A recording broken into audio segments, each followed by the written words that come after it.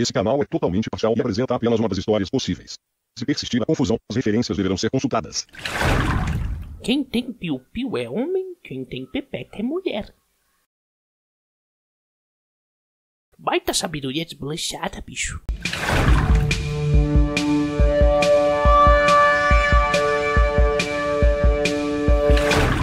Olá, me chamo Briges de Aljuba Rota.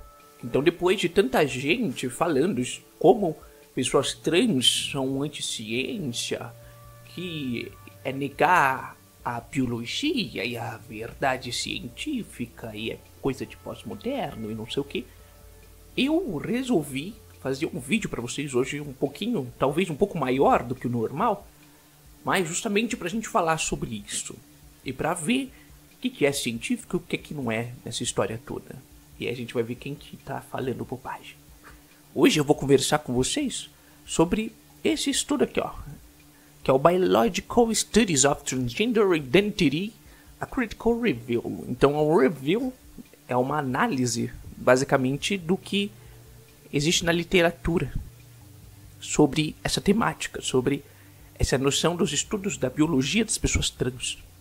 Esse estudo foi publicado em 2023, no ano passado. Tinha outro dessa mesma galera, de 2013, se eu não me engano. Mas vamos, obviamente, ficar com atualizado, né? Pra não falar bobagem. E aí, essa galera toda aqui, que tá fazendo... E foi publicada nessa revista científica aqui, Journal of Gay and Lesbian Mental Health. Esse estudo utilizou 102 artigos como base da análise deles. E esses artigos tinham uma base, alguns que eram da temática de endocrinologia, da genética, da função cognitiva e de neuroanatomia. Esses estudos vão partir da ideia de que existem alguns biomarcadores que representam a identidade de gênero. E uma crítica que essa turma desse estudo traz aqui é justamente como quase nenhum deles vai se preocupar com contextos psicossociais, que também poderiam explicar essa diferença entre esses grupos estudados. E isso aqui acaba sendo perigoso, num primeiro momento, porque cria a ideia da necessidade da biologia para legitimar a identidade de gênero de alguma pessoa. Como se a própria autoidentificação feita por uma pessoa trans não fosse o suficiente, não fosse uma evidência suficiente para isso.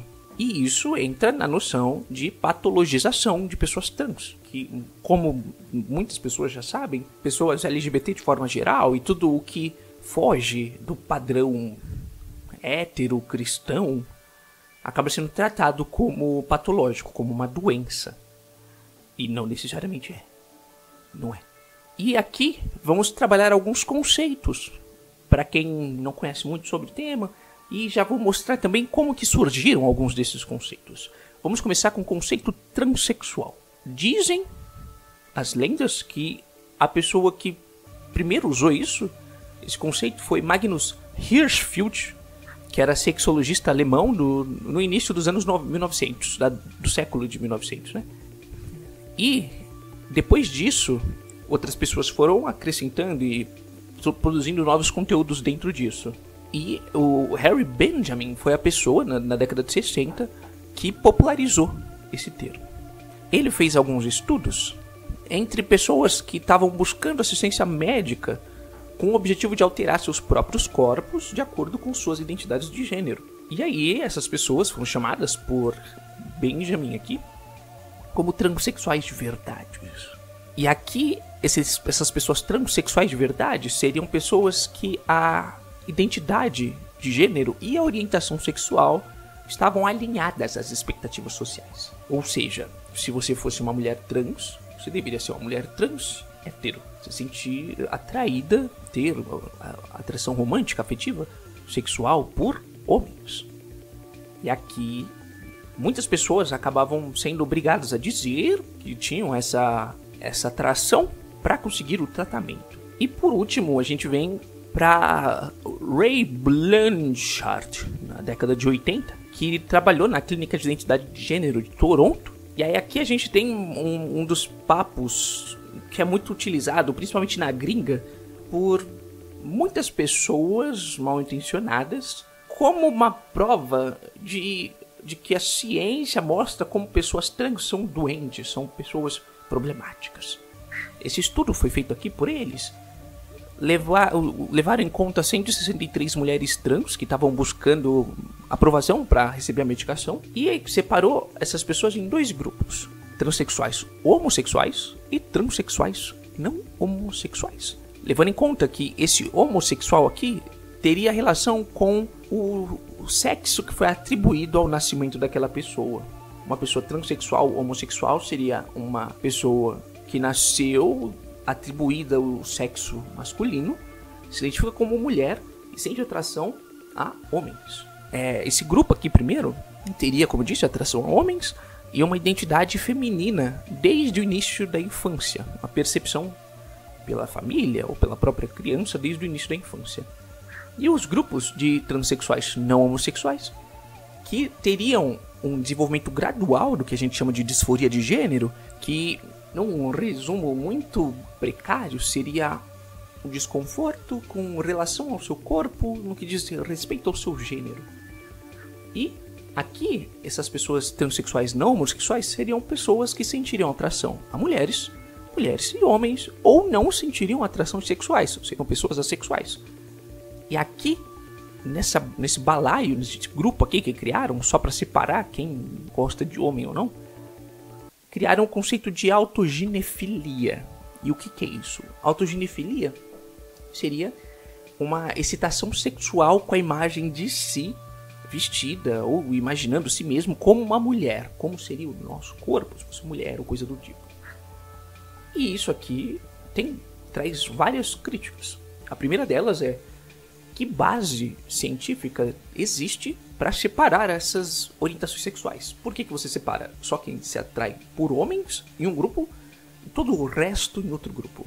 Outro problema é a questão da própria estatística problemática dos estudos e esses rótulos que foram criados, que são tidos até hoje como desrespeitosos e confusos, porque vai tratar a orientação sexual como o mais importante para separar esses grupos, ou criar um desses grupos, que é isso que eu falei. Então, quem sente atração por homem vai para um grupo e as outras pessoas vão para o outro grupo. Só que aqui a gente está falando de identidade de gênero, o que é diferente de orientação sexual. E essa separação não existe base científica para isso. Então não faz sentido nenhum a gente separar pessoas trans de acordo com a orientação sexual. Porque são identidade de gênero e orientação sexual são coisas diferentes. Para quem não conhece, identidade de gênero é aquela noção do gênero em que a própria pessoa se identifica, e orientação sexual seria o grupo de pessoas que aquela pessoa sente atração. Então uma coisa tem a ver com si própria e outra coisa com quem você sente atração. São coisas separadas, coisas diferentes. Agora o conceito de transgênero foi criado por Virginia Prince, que é para falar justamente sobre essas pessoas que a identidade de gênero não se alinha às expectativas do sexo atribuído ao nascer. E a gente tem as pessoas cisgêneros, que seriam o oposto das pessoas trans. São aquelas pessoas que se identificam no gênero que foi atribuído o sexo quando aquela pessoa nasceu. E agora nós entramos na biologia. Toda vez que a tua avó tentar te explicar algum fenômeno biológico, ó, dá uma cotovelada na cara dela. Oh, biologia! Aqui, uma das hipóteses mais utilizadas hoje em dia para justificar e para tentar entender como se dá o desenvolvimento das identidades de gênero é a hipótese chamada de organizacional ou ativacional. Essa hipótese tem relação com o processo de diferenciação sexual em mamíferos, de forma geral. Essa ideia vai partir da noção de que a presença ou a ausência de exposição à testosterona no útero vai ser responsável pelo desenvolvimento do sexo e da identidade de gênero daqueles indivíduos. Sexo nos outros mamíferos e no sexo e identidade de gênero nos seres humanos. Aqui temos 2 estudos, um que foi utilizado porquinhos da Índia fêmea, que foram expostas à testosterona durante o desenvolvimento do cérebro no útero, e ratos que foram castrados na fase perinatal. E nesses 2 casos, quando aqueles indivíduos se tornavam adultos, chegavam na idade adulta, tinham um comportamento sexual típico do sexo oposto àquele sexo desse indivíduo. Essa hipótese também vai falar que isso vai causar efeitos permanentes à arquitetura neural. Então a forma como o cérebro se desenvolve, como ele existe ali, como ele está posto. E no caso de seres humanos, eu esqueci de falar, temos as pessoas com padrões atípicos de exposição a hormônios no útero, que em alguns casos de pessoas intersexo, que isso é provado que acontece. Então a hiperplasia adrenal congênita e a síndrome de insensibilidade aos andrógenos, que vão fazer com que essas pessoas se desenvolvam como pessoas intersexo, que seriam indivíduos que não possuem características sexuais tipicamente masculinas ou tipicamente femininas. São outros indivíduos que, se vocês quiserem, podem falar aí que eu posso tentar trazer um vídeo mais pra frente só sobre isso. Mas aqui, um dos genes que é tido como mais importante nesse caso, do gene SRY no cromossomo Y, que vai ser responsável pela presença de testosterona no desenvolvimento do feto. Então, se você tem aquele gene, você vai desenvolver testosterona e vai se desenvolver como um indivíduo do sexo masculino, ou então a gente vai ver melhor isso aqui. E esse estudo tem se atualizado com algumas novas atualizações Com novas atualizações é isso mesmo, é complicado, mas tem se atualizado com novas informações que foram desenvolvidas pela própria ciência. Então, tem um estudo sobre efeitos genéticos que não são hormonais, que vão estar envolvidos com isso. O conhecimento de que o cérebro também produz hormônios e como os hormônios do indivíduo gestante, que está gestando aquela criança, também influenciam diretamente nessa produção aqui do sexo. E agora, entrando na discussão, que aí o negócio é doido. Vamos ter aqui alguns marcadores de níveis de andrógenos, enfim, no período pré-natal. E cada um desses marcadores, então, seriam estruturas biológicas que conseguimos ver hoje em dia nos indivíduos que diriam respeito à exposição aos hormônios durante o desenvolvimento do feto, do embrião, enfim. O primeiro deles, aqui teríamos os hormônios pré-natais, é isso, né, com papel importante na diferenciação sexual inicial do cérebro. Isso vai acontecer porque aqui as genitálias vão se desenvolver antes do cérebro. Então, se as genitálias se desenvolvem antes do cérebro, vem a produção de testosterona nos testículos e isso vai influenciar no cérebro. Então aqui, ó, se a gente olhar, aqui entre a 9ª e 16ª semana, a gente já tem a produção das genitálias externas. O sistema nervoso central, onde está o cérebro, vem daqui, ó, da 20ª, no comecinho entre a 16ª e a 20ª. Então a genitália vem antes desse desenvolvimento. E aí aqui temos algumas questões, né? A primeira delas é sobre a identidade de gênero feminina em indivíduos que seriam XY, então que teriam o genótipo tido como masculino. E nesse caso, algumas identidades estariam relacionadas à ausência ou baixo nível de andrógenos, ou então a falta de receptores andrógenos também. E isso vai causar o desenvolvimento do cérebro em comparação com o desenvolvimento da genitália diferente. A mesma coisa aconteceria com pessoas de identidade de gênero masculina com o genótipo, no caso, XX. Que é a mesma coisa, que seriam exposição a níveis atípicos desses andrógenos também durante o desenvolvimento do feto, que vai modificar o cérebro daquele indivíduo.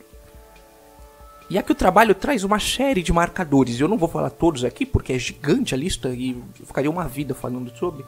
Mas eu trouxe alguns recortes. Se você quiser saber mais, cria vergonha na sua cara e vai ler o artigo. Então, primeira coisa aqui, ó. Uma delas é sobre a proporção dos dedos. Aqui Ecker, em 1875, ele percebeu... Ih, a fotinha foi pro caralho. Ecker percebeu essa diferença entre os dedo indicador e o dedo anelar. Então, indivíduos humanos, no geral, teriam essa diferença nesse tamanho, o indicador sendo menor do que o anelar, e aqui existiria uma proporção em que o segundo dígito entre o segundo dígito e o quarto dígito, e essa proporção ele foi perceber, nos estudos que ele fez, levantaram a noção de que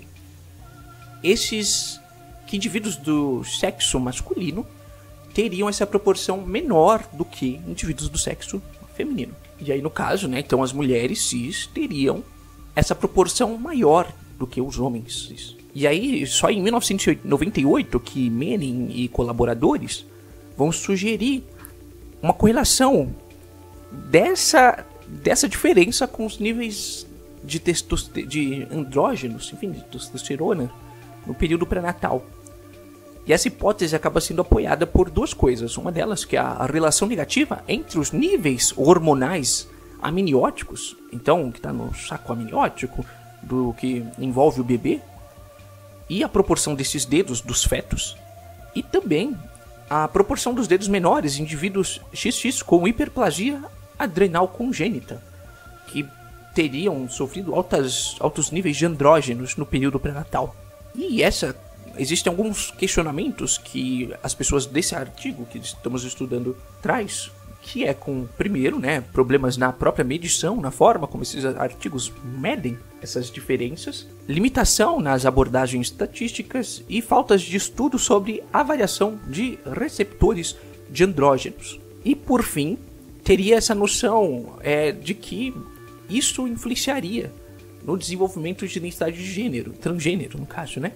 E aqui, o que é importante, o que seria interessante, é essa noção de que, como existe a hipótese que o desenvolvimento da identidade de pessoas trans acontece nesse período, e essa é um marcador biológico que mostra essa quantidade nesse período também, seria uma forma de perceber isso. Mas as pessoas que publicaram esse artigo que estamos lendo vão falar sobre como isso deveria se desenvolver ao mesmo tempo.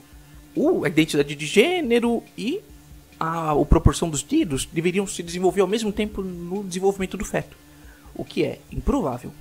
E aqui teríamos estudos dentro dessa investigação inconclusíveis. Teríamos 3 meta-análises, então da mesma forma que esse trabalho aqui é uma meta-análise pegando vários artigos de um período enorme, então de 1900 para frente, até os anos atuais, essas meta-análises fizeram a mesma coisa focando nessa investigação aqui. Todos eles apontaram uma proporção maior em mulheres trans do que em homens cis, então indo de acordo com o tamanho da proporção em mulheres cis, mas ao mesmo tempo não tiveram a existência de uma diferença significativa entre homens trans e mulheres cis. E um desses 3 autores das meta-análises aqui vai concluir seu trabalho apontando que o escopo de dados era limitado. Então, dentre todos os trabalhos que foram feitos, teríamos poucos trabalhos para chegar numa conclusão final. E aqui também temos a questão de que fatores étnicos vão afetar diretamente a proporção. Só que nenhum desses estudos levou isso em conta. Então, diferentes etnias teriam diferentes proporções também. O próximo é a genética, a famosa genética. A primeira coisa é que temos informações limitadas sobre o papel da genética na identidade de gênero. E uma das principais formas de perceber isso é com estudo com famílias, que indicam essa possível contribuição genética no desenvolvimento da identidade de gênero. Em 2011, na Espanha, um estudo envolvendo 995 pessoas trans chegou na conclusão de que 1 sobre 211 de irmãs e irmãs, dessas pessoas que também seriam trans. E aqui teria a noção de que isso é uma quantidade maior do que a população em geral. Só que, de lá para cá, a quantidade de pessoas trans na população tem crescido, e isso se dá por alguns motivos. Então, 2 principais seria a melhoria na qualidade das pesquisas, mas também uma maior consciência na sociedade sobre as identidades de gênero, que vai fazer um ambiente minimamente confortável para que essas pessoas se expressem como pessoas trans. e não fiquem escondidos. Nos Estados Unidos, dados recentes vão falar que 0,6% da população são pessoas trans, o que seria também 1 sobre 200, que é muito próximo da proporção na Espanha. Então, o que mostra que esse estudo da Espanha pode estar um pouquinho, não muito diferente do que a média na população geral. Só que aí temos estudos com gêmeas, gêmeos e gêmenes, que vão dar um escopo maior para isso. Uma análise de 2012 vai mostrar pra gente que de 9 entre 23 monozigóticos e 9 a 21 dizigóticos, então gêmeos de, aqui no caso, que idênticos e não idênticos, que vão compartilhar a identificação como transgênero também. Em 2002, um outro estudo que levantou, essa pesquisa foi feita com pessoas que eram responsáveis por 96 indivíduos monozigóticos e 21 dizigóticos, então gêmeos idênticos e gêmeos não idênticos, de 4 a 17 anos. E nesse estudo, teve uma estimativa de que 62% dessa relação aqui seria herdável. Então essa característica seria uma característica genética. E como se tem essa noção da genética, algumas pessoas começaram a pesquisar sobre os cromossomos das pessoas trans. E foram mostrando pesquisas improdutivas. Principalmente por não encontrarem diferenças comparando os cromossomos com o cromossomo de pessoas cis. E algumas vão mostrar uma frequência maior da síndrome de Klinefelter, que são indivíduos XXY, em mulheres trans do que em homens cis. Então existiria também talvez uma relação entre aqui com pessoas trans. Aqui vai acontecer o foco nos genes que codificam receptores hormonais e enzimas que estão relacionadas com os hormônios de forma geral. E aqui não encontrou nenhuma ligação entre esses genes específicos e a identidade de gênero. Só que novas pesquisas começaram a pesquisar a sequência genética completa de pessoas trans. Mas são pesquisas em fase inicial, que não pode chegar em nenhuma resposta agora. Mas as pesquisadoras desse artigo vão apresentar isso como um problema conceitual, que é a noção de um salto lógico de que um único gene seria a responsável por uma identidade social complexa. E para finalizar esses estudos que eu trouxe para vocês, mais uma vez, não são todos os estudos do trabalho. Se você quer saber, cria vergonha na sua cara e vai pesquisar, vai ler o artigo, tá no comentário fixado aqui. São estudos relacionados com o cérebro dessas pessoas trans. E aqui temos diferentes formas de analisar isso. Então, no post-mortem, pessoas mortas, no caso, que mostram como a estrutura do hipotálamo e a distribuição da celular nas mulheres trans vai ser consistente com a de mulheres cis. A ressonância magnética, tanto funcional quanto estrutural, que são tipos diferentes de ressonância magnética, de exames, e os estudos que envolviam o volume do cérebro de forma geral, vão se dar em 11 estudos que caracterizam os cérebros das pessoas trans. E aqui, nesses estudos, entre os próprios estudos, cada estudo aponta uma coisa diferente, que de forma geral são contraditórias. Só que, apesar de serem contraditórias, não seriam explicadas pela terapia hormonal. Então não são diferenças porque aquelas pessoas faziam tratamento hormonal. Outro é o dos estudos do estado de repouso, em que indivíduos ficavam em repouso, como o nome sugere, ora. E esses indivíduos teriam os seus padrões de conectividade funcional dos cérebros analisados. E aqui chegaram na noção de que esses padrões seriam diferentes entre pessoas trans e pessoas cis. Só que estudos mostram que essa diferença não tem relação com hormônios sexuais. E isso vai sugerir uma relação não com identidade de gênero, mas com a própria disforia de gênero. Porque essas diferenças se dariam principalmente nas regiões ligadas às sensações corporais e automonitoramento. E por último, tivemos aqui um estudo meio não problemático, mas polêmico, estudo mais polêmico, com inteligência artificial, usando machine learning. E essa inteligência artificial aqui foram treinadas usando neuroimagens de pessoas cis e depois compararam a neuroimagem de pessoas trans com essas de pessoas cis E aqui vai chegar na conclusão de que o cérebro das pessoas trans estaria entre o intermediário entre homens e mulheres cis. E aqui, de novo, as autores no final, vão apresentar que devemos tomar cuidado ao assumir que algumas características biológicas vão servir para simplificar identidades culturais e sociais. E outras pessoas também vão criticar o uso desse mesmo machine learning com estudos relacionados à etnia e raça. E para terminar aqui, o estudo aponta algumas direções futuras para futuros trabalhos. Apontam primeiro que esses estudos, boa parte deles, apresentam problemas ou na experimentação, na análise e interpretação de como a biologia vai interferir no desenvolvimento da identidade de gênero. Então, primeiro, limitando a utilidade desses próprios trabalhos por conta disso, esses problemas poderiam chegar a interpretações potencialmente erradas e teriam o potencial de prejudicar pessoas trans. Aqui teríamos também o recrutamento e seleção amostral, um problema nisso, já que a maioria dos estudos acabam sendo desenvolvidos em clínicas de identidade de gênero entre pessoas que estão buscando tratamento. Isso não seria representativo da sociedade, primeiro por não levar muito em conta as pessoas não binárias, pessoas com menos acesso ao tratamento médico e pessoas racializadas.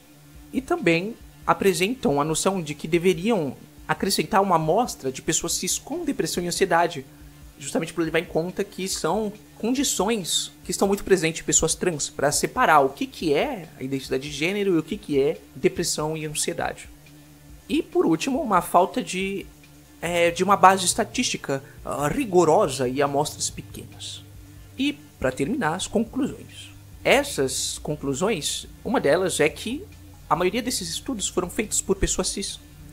E isso acabaria desenvolvendo um viés na hora de recrutar, organizar, analisar e interpretar os dados. No caso, recrutar as pessoas que vão participar, como a gente já falou, e nas outras questões de análise dos dados.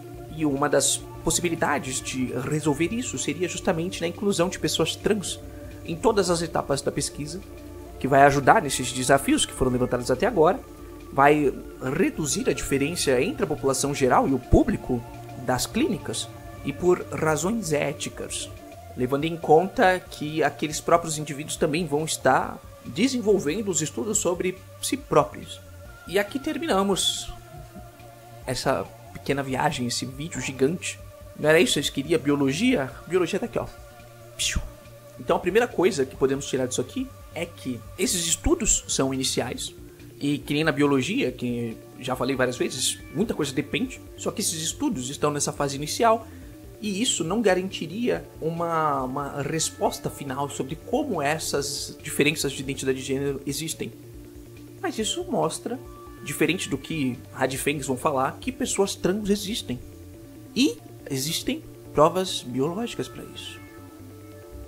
Então, pode, sei lá, se você quiser começar a usar alguma coisa para manter a sua ignorância e a sua preconceito, você pode usar a Bíblia, por exemplo.